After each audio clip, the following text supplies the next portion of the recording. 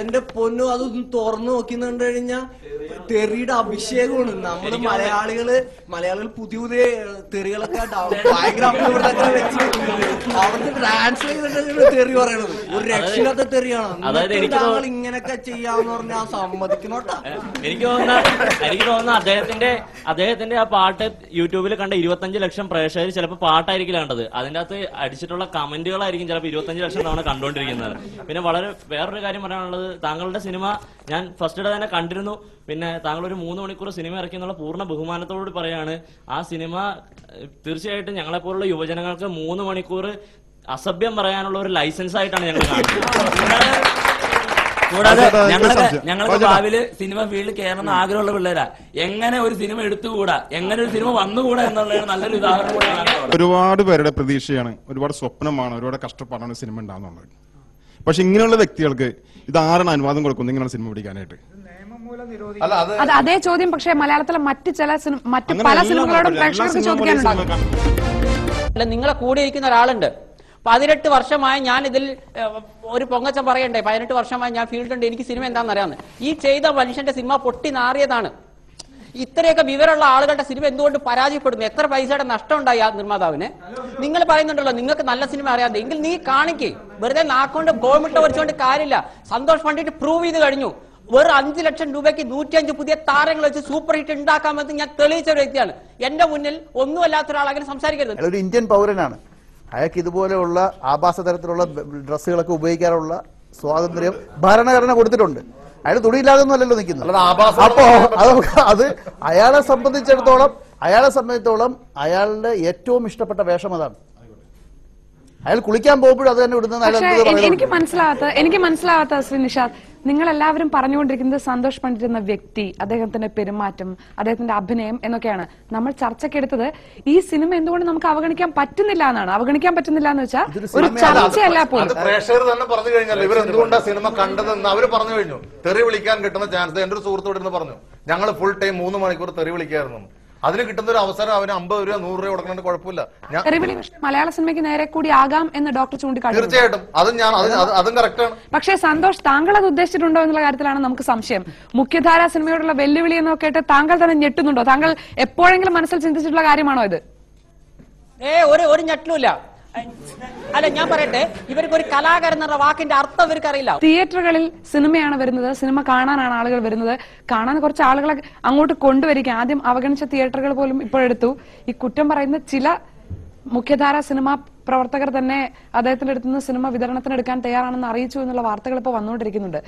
എന്തോ ഒന്ന്, അത് നല്ലതാണെങ്കിലും ചീത്തയാണെങ്കിലും എന്തോ ഒന്ന് സംഭവിക്കുന്നുണ്ട്. അത് എന്താണെന്ന് കണ്ടുപിടിക്കേണ്ടതും പറയേണ്ടതും നിങ്ങളാണ്. ഇത്രയും ഹൈപ്പ് ഈ സിനിമയ്ക്കും ഈ ആൾക്കും കൊടുത്തത് മീഡിയ ആണ്. തിയേറ്ററിൽ പോയി കണ്ടത് മീഡിയ അല്ല.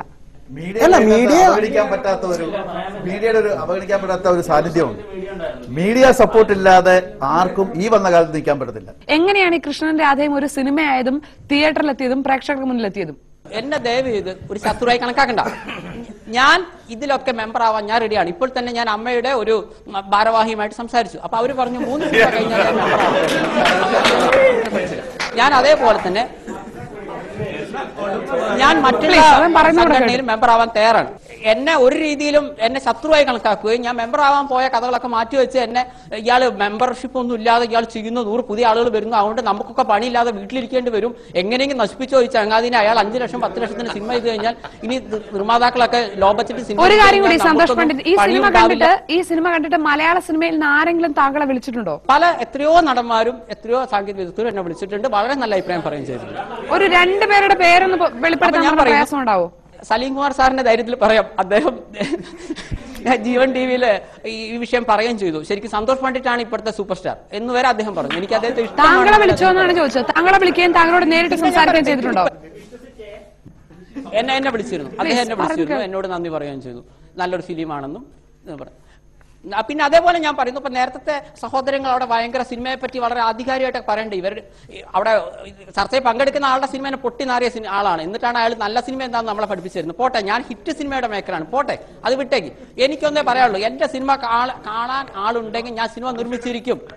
ഇവിടുത്തെ അമ്മയെ ഏത് സംഘടനയിലും ഞാൻ മെമ്പർ ആവാൻ തയ്യാറാണ്. അതല്ല എന്നെ ഒറ്റപ്പെടുത്താൻ. ഞങ്ങളുടെ പ്രശ്നം ഇതൊന്നുമല്ല. താങ്കൾ ഇങ്ങനെ ഇരുന്നിട്ട് മലയാള സിനിമയുടെ ആധികാരികത, മലയാള സിനിമയിലെ സംവിധായകരുടെ ഇതുവരെയുള്ള പ്രവർത്തനം, അതൊക്കെ ചോദ്യം ചെയ്യുന്നത് കാണുമ്പോൾ താങ്കൾ ഇപ്പോൾ ഇത്രയും ദിവസമായല്ലോ, എല്ലാതരം പ്രേക്ഷകരുടെയും പ്രതികരണം താങ്കൾക്ക് കിട്ടിയിട്ടുണ്ടാവും. താങ്കൾ ഇപ്പോൾ എന്താണ് താങ്കളെ പറ്റി സ്വയം വിചാരിച്ചു വെച്ചിരിക്കുന്നത്? ഞാൻ വിചാരിച്ചു വെച്ചിരിക്കുന്നത് ഇത്രയേ ഉള്ളൂ. എന്റെ അടുത്ത സിനിമയായാലും ഒരു ക്രൗഡ് പുള്ളിങ് എനിക്ക് ഉണ്ടാക്കാൻ പറ്റും. ആളുകൾ ചിരിച്ചോ കരഞ്ഞോ, അത് ഞാൻ നേരത്തെ പറഞ്ഞു. ഇങ്ങനെ സിനിമയെ എടുക്കാവുന്ന വാശിയൊന്നുമില്ല.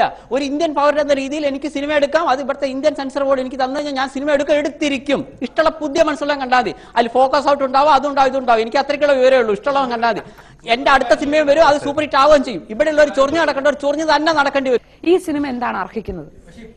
ഈ സിനിമ അർഹിക്കുന്നതെന്ന് പറഞ്ഞാൽ യഥാർത്ഥ സാധനം ചവിട്ടുകൊട്ടയിലാണ്, വേറെ ഒന്നുമല്ല.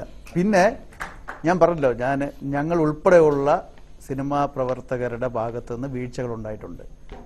ഇത് സ്വാഭാവികമായി വിമർശനത്തോടു കൂടി കേരളത്തിലെ പ്രബുദ്ധരായ യുവജനങ്ങൾ ഈ സിനിമ കണ്ട് തെറി വിളിച്ച് ഞങ്ങൾക്ക് തരുന്ന ഒരു എന്താ പറയാ വാണിംഗ് ആണ്. പ്രേക്ഷകർക്ക് ഇങ്ങനെ ഒരു അവസ്ഥ ഉണ്ടാക്കാതിരിക്കാനുള്ള ബാധ്യത പ്രേക്ഷകർ വിശ്വസിക്കുന്ന ചലച്ചിത്ര പ്രവർത്തകർക്കുണ്ട്. നിങ്ങളത് എങ്ങനെ കൈകാര്യം ചെയ്യാൻ ഉദ്ദേശിക്കുന്നത്? എനിക്ക് പറയാനുള്ള സാധനം, എനിക്ക് ഈ വരുന്ന പിള്ളേരോട് ഇവരോട് എല്ലാവരും പറയാൻ ഒറ്റ കാര്യമുള്ളൂ. ഇതുപോലൊരു അവസ്ഥയിലാണ് കന്നഡ പടം ഇല്ലാണ്ടായത്, മഹാരാഷ്ട്രയിൽ അവിടുത്തെ മറാഠി ചിത്രങ്ങൾ ഇല്ലാതായത്. കാരണം ഇപ്പൊ തന്നെ നമ്മളെ തമിഴ്നാട് കയറി ഭരിച്ചുകൊണ്ടിരിക്കുകയാണ്. ഇപ്പൊ തന്നെ ദീപാവലിക്ക് ഇവിടെ 3 പടങ്ങൾ. സത്യം എനിക്കൊക്കെ വളരെ വിഷമമായിരുന്നു. ഇപ്പൊ എല്ലാം അടക്കി വാഴുന്നത് തിയേറ്ററുകാരാണ്. അവർ മലയാള സിനിമ കളിക്കില്ല എന്ന് പറയുന്നു. നാളെ അവർ പറയാണ് സന്തോഷ് പണ്ഡിറ്റിനെ പോലുള്ള ആൾക്കാരുടെ പടം മാത്രം കളിക്കോളൂ എന്ന് പറഞ്ഞാൽ ഞങ്ങൾ നിസ്സഹായരാണ്. പിന്നെ എന്തൊരു ടെൻഷൻ എന്ന് വെച്ചാൽ ഇപ്പൊ ഒന്ന് കേറി പച്ച പിടിച്ചൊക്കെ വരണുള്ളൂ. അപ്പൊ അതുകൊണ്ട് ആ ഒരു ടെൻഷനും കൂടി ഉണ്ട് എന്ന് കൂട്ടിക്കോളൂ.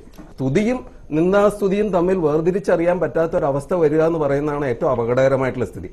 സന്തോഷ് പണ്ഡിറ്റ് കുറച്ചത് കാണിക്കുന്നുണ്ട്, പക്ഷെ എനിക്ക് തോന്നുന്നു മലയാള സിനിമയിൽ ഇത് വ്യാപകമായിട്ടുള്ളൊരു രോഗമാണ്. ഇത് ശ്രദ്ധിക്കേണ്ട ഒരു കാര്യമാണ്. ഇപ്പൊ സന്തോഷ് പണ്ഡിറ്റിന്റെ തന്നെ ട്രെയിലർ അല്ലെങ്കിൽ സിനിമാ ഭാഗത്തു നിന്നുള്ളൊരു കോട്ട് വെച്ച് കഴിഞ്ഞാൽ വാല് കൊണ്ട് നാണം മറയ്ക്കാനാവില്ല. പക്ഷെ അതിനോട് ചേർത്ത് തന്നെ നമ്മൾ പറയേണ്ടി വരും, എങ്ങാണ്ടൊരിടത്ത് ആല് മുളച്ചു കഴിഞ്ഞാൽ അത് തണലും ആവില്ല. ഇപ്പൊ സ്കൂളിലിരിക്കുക ഒരു ഭ്രാന്തനങ്ങ് കാണിച്ചു പോയാൽ നമ്മൾ എന്ന് പറയും. അവന്റെ വിചാരം എന്തോ അവന്. അതിനാണ് ശ്രീ സന്തോഷ് പണ്ഡിറ്റ് മറുപടി പറഞ്ഞത്, അങ്ങനെയാണെങ്കിൽ നിങ്ങൾ അതേ അർഹിക്കുന്നുള്ളൂ എന്ന്.